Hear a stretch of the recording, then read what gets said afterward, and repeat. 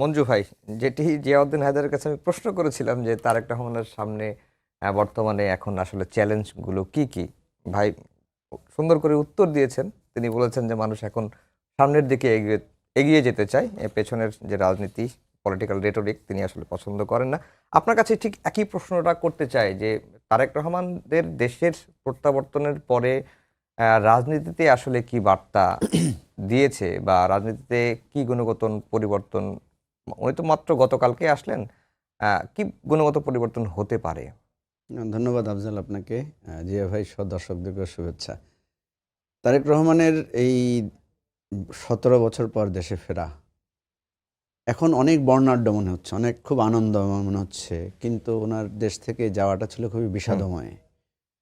এখন আমরা যারা যারা এই বর্ণাঢ্য দিকটা দেখছি, তাদের কাছে অনেকের কাছে হয়তো একরকম মনে হতে পারে, কিন্তু ওনার এখান থেকে যেতে বাধ্য হওয়াটা যারা দেখেছেন, তারা দেখেছেন কি অসহায় অবস্থার মধ্যে ওনাকে যেতে হয়েছে। ওনাকে ক্র্যাচে ভর করে আরেকজনের কাঁধে হাত দিয়ে ওনার যে চিকিৎসা, যিনি খুব ওতপ্রোতভাবে ছিলেন, প্রফেসর মাজহারুল ইসলাম দোলন, আমাদের খুবই বন্ধু মানুষ, আমরা একসাথে প্রায় সময় অনেক সেই স্মৃতিচারণগুলো করি।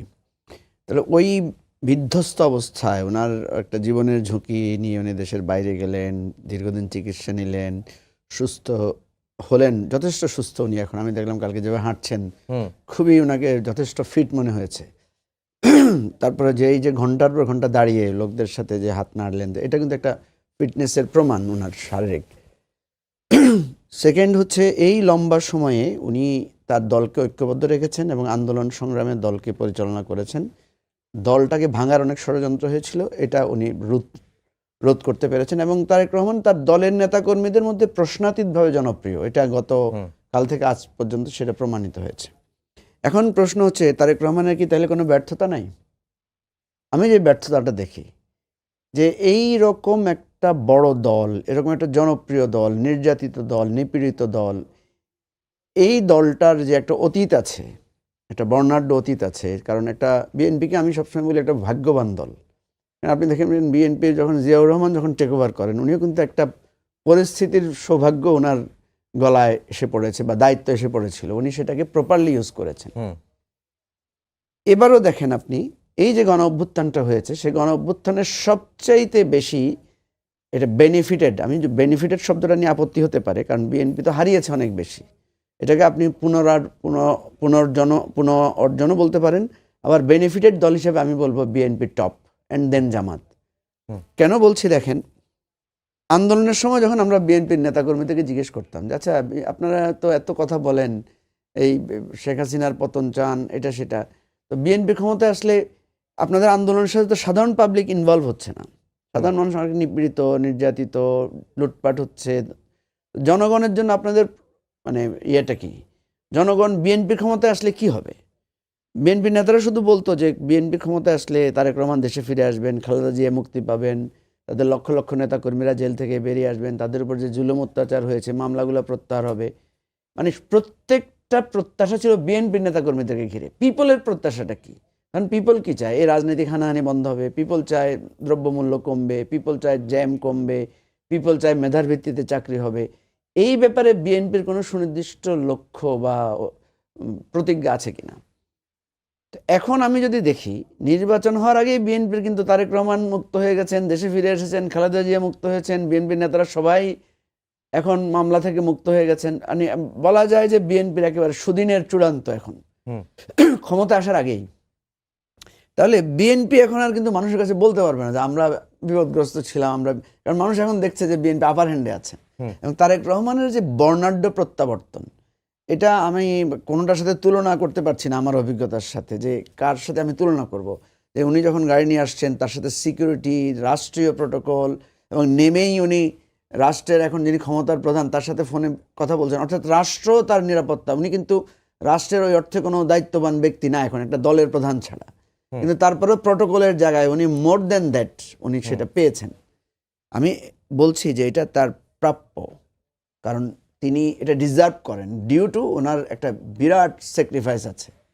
এখন প্রশ্ন হচ্ছে, আপনি যে প্রশ্নটা আসছে যে তারেক রহমানের সাফল্য এবং ব্যর্থতার জায়গাটা আমি এটা দেখি যে উনি যে গণ অভ্যুত্থানটা বাংলাদেশে হয়েছে, এই গণ অভ্যুত্থানের পেছন থেকে উনি বিরাট একটা সহযোগীর ভূমিকায় ছিলেন, কিন্তু নেতৃত্বে উনি ছিলেন না।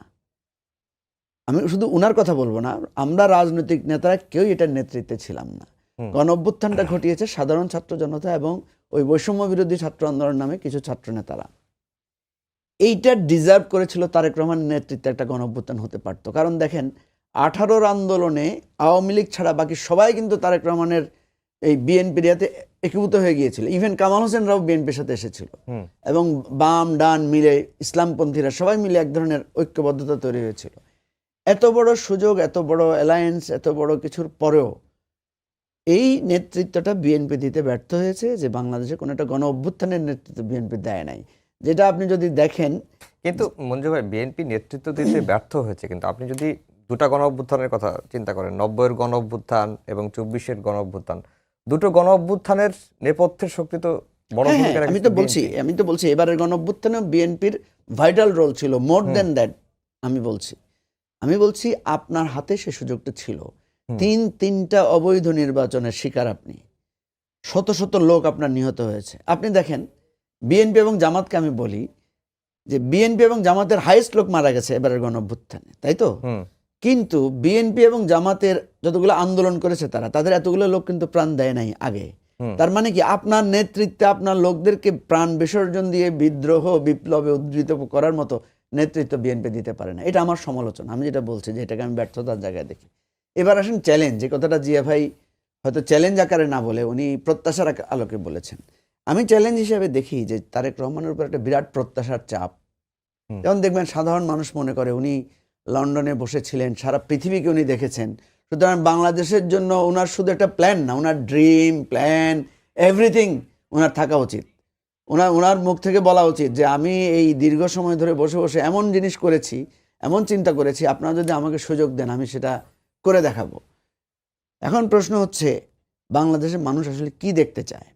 যেমন ধরেন আমাকে আজকে একজন সাংবাদিক প্রশ্ন করলো যে তারেক রহমানের কাছে প্রত্যাশা কি। আমি দেখেন আমাদের সবার প্রত্যাশা একরকম না। আমার প্রত্যাশা কি, আমি একজন রাজনীতিক, আমি চাইবো আমি বিএনপির রাজনৈতিকভাবে বিএনপির ভিন্ন মতাবলম্বী একটা রাজনৈতিক দল করি। আমি চাইবো যে তারেক রহমান যদি বাংলাদেশের মানে ক্ষমতায় অধিষ্ঠিত হন বা ওনার দল যদি পাওয়ারে আসে, তাহলে ভিন্ন মতের সাথে ওনার আচরণটা কেমন হবে, এটা আমার প্রত্যাশার জায়গা। একদম ডিউ ডেমোক্রেটিক ইয়েটা আমরা পাবো কিনা, এক নাম্বার। 2 নাম্বার হচ্ছে একজন বেকার কি চাইবে। একজন বেকার চাইবে যে এই সারা বাংলাদেশে যেমন বিএনপি যেটা বলছে যে কোটি লোকের তারা আপনার চাকরির ব্যবস্থা করবেন বা কর্মসংস্থান ব্যবস্থা করবেন। এই যে যেটা জিয়া ভাই একটু করে বললেন যে মানুষ এখন কিন্তু শুধু বললেই হবে না। শেখ হাসিনার কাছে কিন্তু মানুষ প্রতারিত হয়েছে। শেখ হাসিনা বলছে 10 টাকার চাল খাওয়াবো, মানুষ ভুলে মানে মনে করেছিল হাই রে, তো একেবারে খোলাফায় রাশেদিনের ব্যাপার মনে হয়, কিন্তু বাস্তবে দেখেছে 40 টাকায় চাল খেতে পারেনি মানুষ। আওয়ামী লীগ বলেছে ঘরে ঘরে চাকরি দিবে, কিন্তু ঘরে ঘরে হতাশার জন্ম দিয়েছে, লাশ উপহার দিয়েছে। সুতরাং বিএনপি যদি বলে যে কোটি লোকের চাকরি দিবে, মানুষ কিন্তু এখন ভুলবে না, মানুষ বলবে যে কিভাবে দিবেন। দেখবেন ইতিমধ্যে কিন্তু এই সমালোচনাটা শুরু হয়েছে। যেমন জামাতের আমির যখন বলেছেন যে মানে ওই 5 ঘন্টা করবেন, এটা কিন্তু আনন্দের চাইতেও প্রশ্ন তৈরি করেছে বেশি, যে কিভাবে দিবেন এটা আমরা জানতে চাই। মানে আপনাকে এখন কিন্তু প্রশ্ন করতে শিখেছে মানুষ। সেই জন্য তারেক রহমানের প্রধান চ্যালেঞ্জ হবে প্রত্যাশার চাপ। এই যে উনি এত প্রত্যাশা দেখাচ্ছেন, এত প্রত্যাশার কথা বলছেন, এই যে উনার অভিজ্ঞতা সঞ্চয় করে উনি দেশে ফিরে এসেছেন এবং উনি নিজেই বলছেন I have a plan. So আমরা জানতে চাই আমার জন্য আপনার প্ল্যান কি, আফজালের জন্য আপনার প্ল্যান কি। জিয়া ভাইয়ের মতো একজন ভিশনারি লোক যিনি উন্নয়ন ছাড়া অন্য কিছু বুঝতে চান না, ওনার জন্য প্ল্যান কি, এটাই হচ্ছে তারেক রহমানের জন্য চ্যালেঞ্জ।